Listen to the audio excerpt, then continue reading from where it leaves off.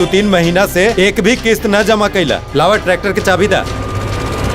यहाँ बैंक के तरफ से ट्रैक्टर के नीलामी रखल गइल बा। दीदी चल।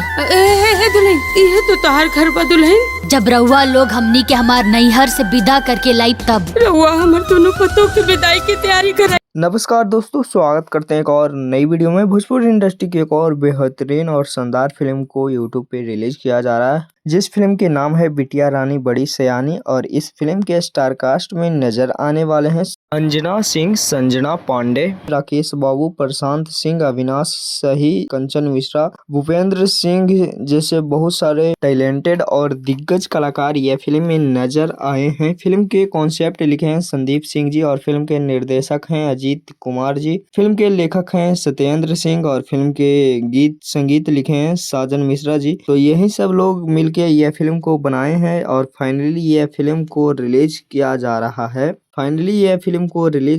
रहा है। 7 जून शनिवार सुबह 8 बजे सिर्फ V4U भोजपुरी के यूट्यूब चैनल पे। एक बार यह फिल्म को देखिएगा, काफी शानदार फिल्म है। ट्रेलर के बहुत ही अच्छा रिस्पांस मिला है।